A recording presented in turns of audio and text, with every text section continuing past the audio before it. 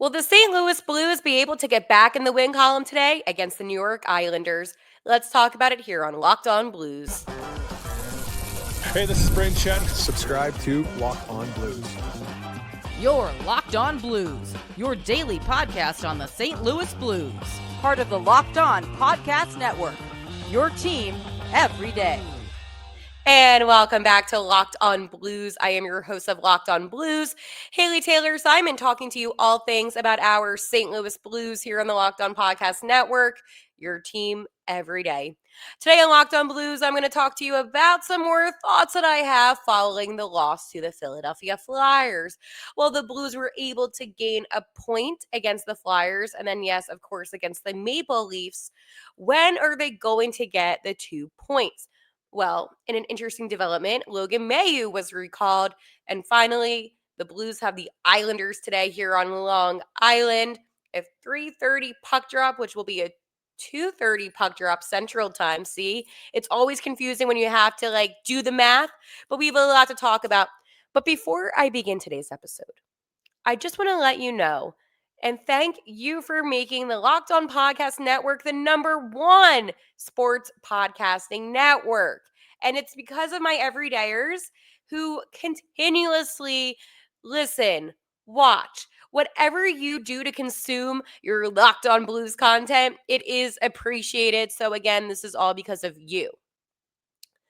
Now, you did the job. Did the Blues do the job? And the answer is no, because they fell in overtime yet again to the Philadelphia Flyers. Now, I want to start off by saying this. I saw improvements in how they played in the extra minutes on ice. I did. You know, the Blues are 0-6 in overtime after the loss against the Flyers, and that is really bad. And I understand that, for some of you, you might be like, well, they're not a good team. And while that is true, I feel like at the end of the day, they need so desperately to just improve on the extra minutes because that can help them get wins. They are always so close to finding the win column against teams like the Maple Leafs. And yes, I know a lot of people in Toronto are going to disagree with me, maybe. They're not as good as they used to be. They still have great talent, but they're not as good as they used to be in years past. The Flyers, they're a team that's rebuilding. These are teams that are beatable, right? But yet the Blues are unable to find a way to beat them. And when you get the opportunity to go to overtime, and yes, I know the Blues had a 2-goal lead over Philadelphia. Trust me, I know. I was there. I felt the frustration that you probably felt watching on your TV or listening on the radio or app. I don't know what it is about this team when it comes to blowing leads. This happens a lot. I am frustrated. I am puzzled and confused. I am all those emotions because it doesn't make sense to me. It doesn't. Justin Falk is able to score 2 goals. Okay? He gives you a 2-0 lead. It's the end of the first frame. You're heading into the second frame up 2 goals, and then the deficit gets cut in half. And then in the final frame, a little bit past the midway point of the final frame, the Flyers were able to tie up the contest. That's unacceptable. I mean, there was a moment where the Flyers could have won in regulation, to be completely frank with you, where Travis Konechny, who is on the Philadelphia Flyers, one of their forwards, took a one-timer, but the puck was kind of spinning as it was, so it completely missed the net because Joel Hofer wasn't in net. Yes, he was behind the net, couldn't get back in time. It could have been really ugly. I'm glad for, everyone's sake that puck didn't go in. Could you imagine the reaction if the Flyers ended up winning that game because Hofer wasn't in net? This is what I'm saying. It's going to get bad, but it will be getting ugly if things like that happen. And hockey, it's such a simple game, right? When you think about it, you score, whoever scores the most wins, right? But in the modern day in NHL hockey, we see that there is a tendency to focus more on two-way play where the defense actually kind of is more important than the forwards. And I was speaking to NHL Hall of Famer Paul Stewart today, one of the great referees. And, he's such a brilliant mind, by the way. And the love that he has for the game, I mean, it's contagious. But he said, my job as a ref was to always make sure the right call was made, despite how people might feel about it. And by people, players, fans, he wanted to be true to the game. And that made me think for a second about Blues hockey, ironically, because what we're seeing isn't true to Blues hockey. We're not seeing the same effort that we even saw a couple seasons ago on the ice. It seems like, and I'm not calling these guys lazy, but it just seems like something's not connecting. The Blues, and this even dates back to me being a child. I always saw the St. Louis Blues as a team that was either a playoff team or a playoff contending team, right? I always saw them as a team that, you knew that the Blues were going to be a challenge to beat. I have a really difficult time accepting what we're seeing now. I do. Being in the locker room, a lot of people kind of question my reports of when I said the environment in the locker room, it was optimistic, it was light, it wasn't dark and sad and heavy. And you can't have that mindset. People want these players to be depressed and sad. They're frustrated, okay? The frustration is real. After the contest, Joel Hofer's whole demeanor, because I spoke to him previously that morning, his demeanor completely changed. He is frustrated. He wants to win. When your team isn't winning, you're not going to be sad. You're not going to be happy. You're going to be frustrated as an athlete. And I think frustration is the best emotion for all of these athletes to have right now because it's going to make them angry, right? And when you're angry and you're ticked off, you're going to put your all in. And that's what these guys need right now. They need a little bit more of that motivation because watching that game, and I have to tell you the truth, I'm sad that they don't come to the city that I live in more because I love watching the Blues play. I think it's so cool for the show and even for myself. Um, I just saw too many of the guys blending in. Robert Thomas always does great on faceoffs, right? But besides that, he blended in, and I'm like, I need Tomer to accelerate. I need more. Braden Shen had a couple good shots. I mean, I just need more. The positioning, we all know how I feel about the defensive positioning. So again, I'm not going to call out a single player. I'm just going to say as a whole, the positioning. Colton Parayko is such a big body. Okay. He's tall. He's, big. I need more physicality from him at this point. Like, you need to try maybe some new tactics to create some extra oomph on the ice. And that is what I need to see. This team has the foundations to being a really successful hockey team. They do. They have a great coach within Coach Montgomery, and I still stand by that. And the full video, by the way, of his post game is up on my channel. I actually asked Coach about Jake Neighbors' performance since it was his first time returning to the lineup in 4 weeks. Don't forget, Neighbors had an incredible start to the season. So again, you can catch that on my channel, me talking with Coach. I, I just think when it comes to who the weak links are, I can't go there yet, right? Because I can't disrespect Stanley Cup champions. Okay? Some people say things about Shen. I think Shen gives it his all. I am a huge Braden Shen fan as a person. And on the ice, the effort is always made. And I see that. Biddington, again, I can't say enough good things about Jordan Biddington. I personally didn't speak to him when I was there because he looked frustrated, and it was kind of some of the questions I was asking were kind of lighthearted just for content for the summertime. Yeah, I wasn't going to do that to Biddington. He just definitely was not in the mood. And he might have done it. I just, again, when your team isn't having a good season and You can see some of the frustration. You kind of read the room sometimes. And of course, y- I I can't say enough good things about Jordan Kyrou either. So they have a lot of talent. I know Kyrou's not a cup champion. He was with the T-Birds when the Blues won.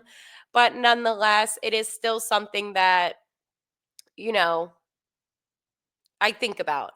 How come there's so much talent on this team, but they're not able to find wins? That's my biggest question. All right. Well, speaking of Blues news, a player was recalled today, as you can see. It was, yes, Logan Mayu. We're going to talk about that. But first, I want to talk to you about my friends over at Monarch. Let's be honest, most of us can't name all our financial accounts, let alone what they're worth. Between 401ks, savings, and investments, it's easy to lose track, and that can mean leaving money on the table. That's when I started using Monarch, an all in one personal financial tool that brings your entire financial life together in one clean, easy to use interface on your laptop or your phone. It's helped me organize my accounts, track my spending, and get a better handle on my investments without having to touch a spreadsheet. Don't let financial opportunities slip through the cracks and use code Locked On NHL at monarch.com for 50% off your first year. That's monarch.com, code Locked On NHL for half off your first year. Logan Mayu was recalled today, and I'm going to read you the press release that the Blues sent out just because I found it to be very interesting, in my opinion, that he was recalled. The St. Louis Blues president of hockey operations and general manager Doug Armstrong announced today the Blues have recalled defenseman Logan Mayu from their AHL affiliate, the Springfield Thunderbirds. Mayu, 22, scored 2 goals in 5 appearances with the T-Birds during his assignment. The Bell River, and then they kind of go on to like where he's from, Ontario, blah, blah, blah. Dressed in 9 games with the Blues this season, serving 4 penalties. Overall, Mayu has recorded 5 points, 2 goals, and 3 assists, and 10 penalty minutes in 17 career NHL regular season games. He was originally acquired by the Blues via trade from the Montreal Canadiens on July 1st, 2025.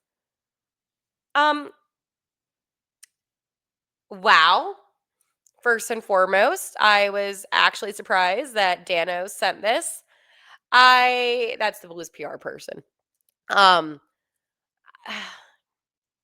how do I feel about it? I told you there's such a difference in AHL hockey versus NHL hockey, which is why I knew. The moment I knew when I saw that he scored those few goals, I was like, oh, there might be a possibility that he gets called up again. And I kind of had that feeling heading into it just because at the end of the day, I mean, what are we doing here? And that's what it comes down to. Like, what are we doing here? To me, I don't know. I don't know. I don't know. I don't think he's going to be that much of a help to the team. Um, I hate doing this, by the way. And you can tell that it actually does bother me because when it comes to these younger players, right? I don't get enjoyment from coming onto my show and critiquing and belittling and no, they're still athletes, still professional athletes. At the end of the day, that's what it is. But I can't confidently, or I can't say they should take away time for Matthew Kessel. I know, maybe hot take alert, but I do think Matthew Kessel's been fine in that position aside alongside Tyler Tucker. I don't like this. I don't. I think this is actually a mistake. I think that you need to let the kid have more time with the T-Birds so he can learn the Blues system even. You know, there seems for me at least to be a big disconnect when it comes to the decisions that are being made on this team. At the end of the day, you know your team isn't doing well, right? You tried Hunter Skinner, that didn't work. And I commend Skinner. You know what? They tried it, didn't work. You don't always need to go back to the bullpen consecutively, right? You can sometimes just ride with who you have. And I think with Logan, we saw sloppiness from him. We saw him not even being able to read the ice properly. I mean, it was ugly. The turnovers. And quite honestly, it was unacceptable hockey, to be frank. I think with him being recalled, especially this soon and this shortly after being sent down, makes me question why. Do they want him to perform a little bit better so they could potentially trade him? Is that a possibility? Or is there a possibility that they're so desperate, in a sense, to see him succeed because of what they gave up for him? And I want to remind you of this, my friends. I know I come on this podcast a lot and I talk about a player named Zachary Bolduc. And I liked him a lot here, right? And I tend to not, pick favorites, and he wasn't my favorite by any means, but he was fine, especially on the third line. Now, what I will say is when it comes to points in the last 5 games that he did play, and most recently against Washington, he got an assist. That was the first point that he got in those games. I mean, he hasn't really doing that well. I mean, he has 4 goals and 3 assists, and he was off to a hot start, and then he kind of just faded a little bit. He's -4-2, but his ice time, I mean, it's really varying. I mean, against Washington a couple of days ago, he played 17 minutes on ice, but then sometimes he'll play like 14, 13 minutes. It depends. However, what I will say about Bolduc is that he was dependable, he was reliable, and most importantly, he did have that NHL experience. Now, it sounds like I'm beating like a dead horse or whatever that saying is called. The reason why, my friends, I am reminding you of this specifically, especially right now with all this nonsense, in my opinion, with Logan Mayu, is because I'm not saying the Blues should have kept Zach Bolduc for the rest of his career. That's not what I'm saying. What I am saying is this: trade value. Zachary Bolduc, believe it or not, has higher trade value than Logan Mayu. You know why? Because Zach Bolduc has proved that he can play in the NHL with NHL minutes. Logan Mayu, he's still yet to do that. So when it comes to value, yeah, you want a guy that's more valuable. I mean, both of these guys are still very young. However, for the Blues, if you wanted to get a really solid defenseman, I wouldn't have gambled on a Logan Mayu because he only did play those 7 games with the Canadians and they weren't good. I would have probably just waited it out and see, who becomes available during free agency even next year, or if there could have been a trade being made by the deadline. And then you could have gave up a player like a Zachary Bolduc and put him in a package. I mean, it's simple hockey math, right? I think the Blues organization has kind of come to terms that they messed up with this one, and I personally think they did. So, with that being said, they definitely did mess up. But at the end of the day, I mean, it is what it is. You can't go back and change it. So I guess right now they're just trying to make the most out of it, which is why I believe they're giving him this opportunity again. It just there's not really a place for him with Springfield because again, you didn't trade him to be an NHL, I mean to be an AHL player. However, at the end of the day, I mean, what are you going to do? Like it's a bad situation. So that's that, right? All fun and games, but I can't come on here and say that I'm not disappointed. You know, Texier was, by the way, assigned to Springfield. I don't know if I mentioned that one. And so was Skinner. So, I mean, there's been changes, right? And we've seen those changes. I like Texier, but again, he wasn't really doing the job. And that's the most frustrating part is when you like a player and you know they can, do the work and you know that they have the ability and you're just not seeing it from them, that's when it gets really frustrating. And for me personally, I want Texier to go to Springfield and do a good job and be, called up again. Obviously, that's always what you want from these players. But sometimes it just gets really frustrating when it's the same old situation happening time and time again. And again, Texier is going to be playing in the Olympics for Team France. So for me, I'm kind of puzzled in a sense of, I don't know. Again, maybe I'm too like hard on this team at the moment, but I don't know. I would be trying to play the best hockey possible so that way you can continuously prove to be, you know, getting more minutes during the Olympics. But hey, that's just me, just Haley T, nothing too crazy. Okay, so we're gonna talk about how the fact that the Blues have the Islanders today. And I have to tell you, I got a comment in my last video about how the Islanders are doing this season. The whole Metropolitan, by the way, as a whole, isn't like so great. The Islanders have been doing better than usual. Okay, I will give them that. But there's still like you can't compare the Islanders to what the Ducks are doing right now, right? So I just want to put that out there because I always get like attacked for just saying it how it is. Okay, anyways, let's go talk about my friends over at Rugiet. Let's be real, making excuses doesn't solve anything. We've all heard them before. It's just stress. I'm tired, or it happens to everyone sometimes. But when it comes to performance, sometimes your body, it just needs a little extra support. And that's where Rugiet comes in. Rogeek.com offers fast acting, doctor prescribed treatments for ED designed to help you stop making excuses and start making moves. Rogeek makes it so easy to get started. All you have to do is connect with a board certified doctor, and it's 100% online. No awkward waiting rooms, no in person appointments. And if prescribed, your treatment ships discreetly to your door. The process, it's fast, it's simple, and it's private, and it's handled all by real doctors. Visit rugiet.com slash locked on NHL to get 15% off your first order. That's rugiet.com slash locked on NHL.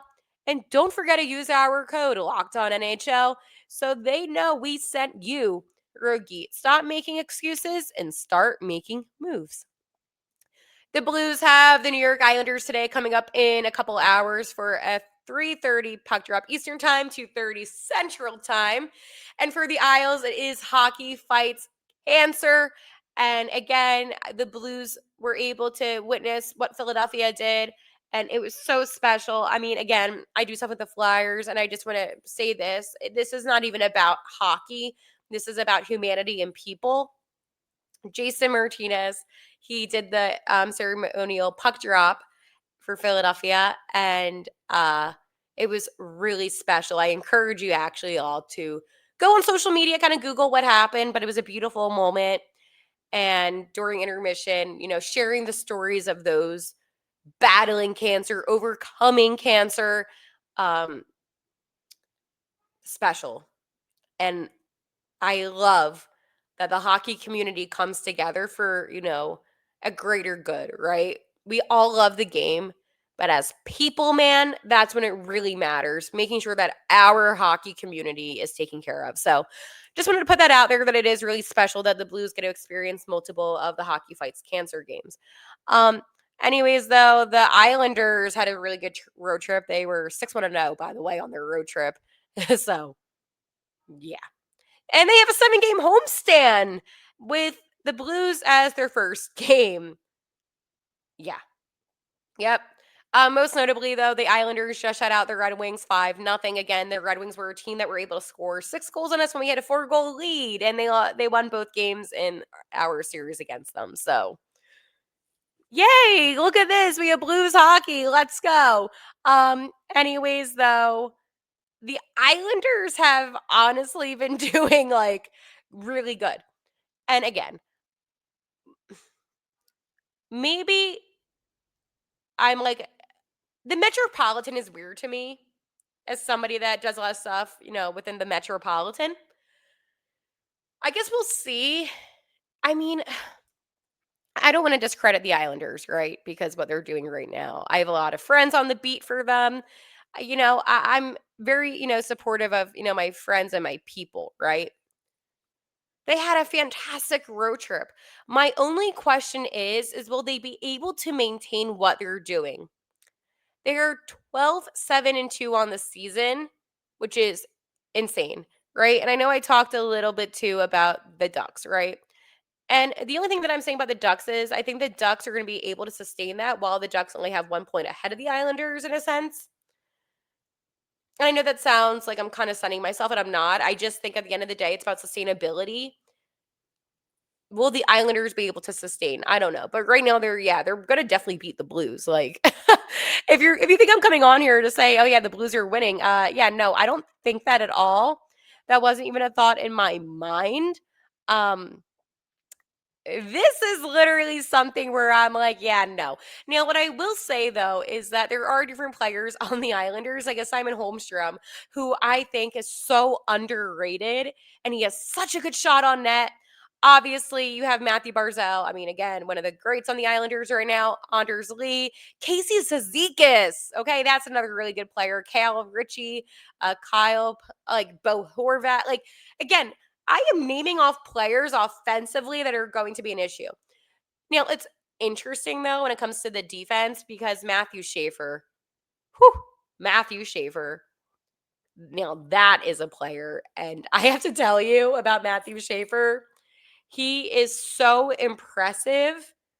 Okay. Not only is he on the first pair, but he is blowing my mind whenever I watch him on the ice. He is such a talent. And it's like I feel privileged being able to watch somebody like him play hockey. And then you have like other guys like a Tony D'Angelo. So, anyways, it's kind of a little bit of an interesting, interesting, right? You had Ilya Sorokin who recorded his 24th career shutout, by the way, on Thursday. So again, that is good for Sorokin. The PK went 22 for 24. So, like, if we're being real, do the Blues have a chance? I mean, yeah, in any given game, you have a chance. But I don't know. Like, the Islanders are also 7-1-1 in their last 9 home games against the Blues. So, do I feel good about this?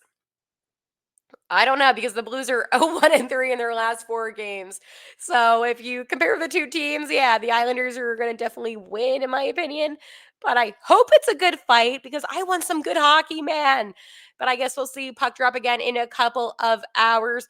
I will be reacting post game to the contest as the Blues have a battle with some metropolitan teams, and I don't feel good about it. All right, I will talk to you next time. And like always, how I end every single episode. Let's go Blues.